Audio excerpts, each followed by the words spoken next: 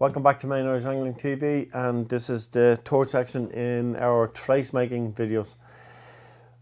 In one of our videos we made the up trace, and again I gave various reasons for the up trace, you know, mainly for a quick change if you're going to go from lure to dead bait tracing, or even if you're using it on a float system where pattern or system where it's coming down, and if a pike comes up past your main trace, rather than catch the nylon, it'll catch the up trace, which again just prevents any bite or any snap offs and leaving terminal tackle in fish.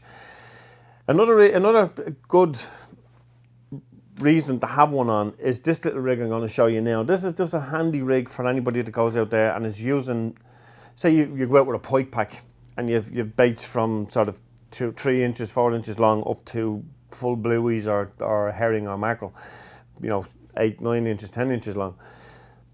What I tend to carry in my box is, apart from the standard traces that we made up earlier, what I tend to carry in my box as well is a set of trace heads, if you like. I'll explain that in more detail now. Basically what I do is I will carry a set of heads to suit the different size baits I'm going to use, if I'm going to use various size baits on the day. And I'll just give it an example. Again, I'm going to use the 20-pound Carboflex because it's very flexible and very easy to work with. For this one, I'm going to make one, we say, to suit a mackerel. So I'm going to make one I'm going to start off. The trace itself is going to be about 7 inches, 6 to 7 inches long. So we'll just cut a piece of wire off there. Very simple to make this system. First thing on is one sleeve if you want. I actually don't use the sleeves on this rig. I keep it as simple as possible, but you can, if you want, you can. But so for me on this one, first thing on is a crimp, size 6 treble.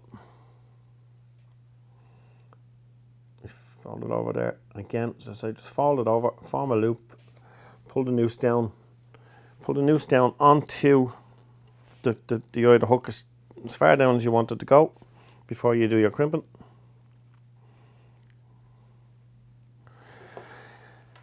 Crimp into the bed of the pliers, to the groove.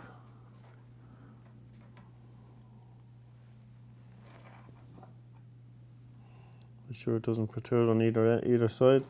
One sharp squeeze.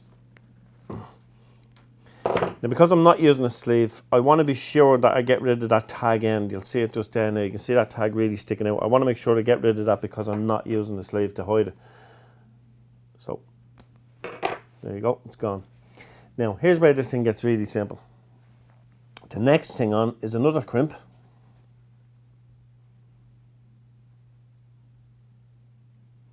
Just tidy that a bit, it's a bit rough.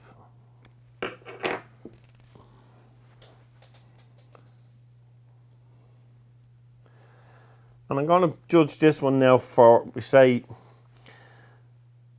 a small mackerel.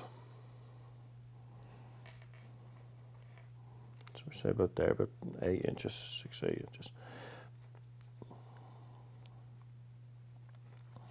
Form your loop over, put your trace, your wire through, back through the crimp.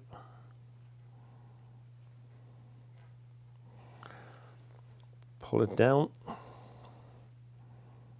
Don't tighten it. You want to give that little bit of swivel movement there, so don't tighten right down when you're pulling the swivel. And I'll explain why you need that bit of movement now in a second. So back into the crimping pliers, into the groove.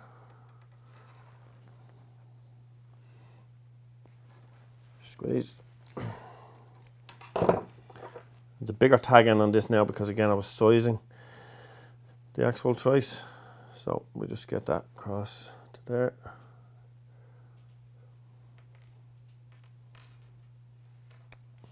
And cut it clean. Now, basically that's that rig made up, okay?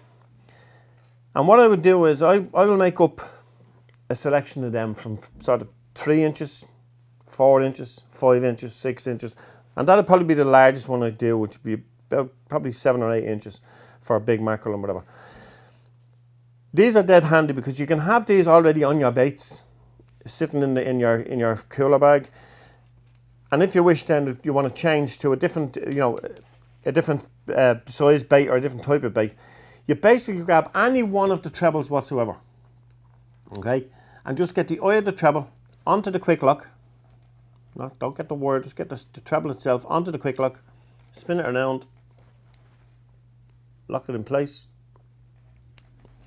And basically what you have is, you've just made up, you've a treble, a trace system that will get you out of a hole, and it will allow you to use various baits. As I say, if I wanted to go from a mackerel and go straight onto a small roach, or even a smelt, or even a small sprat or a sardine, I can just go on to one of these that I'll have made up. And as I say, sometimes I'll have them on the baits in the box.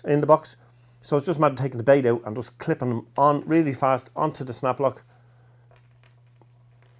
And just clip the other one back off. Just click it around.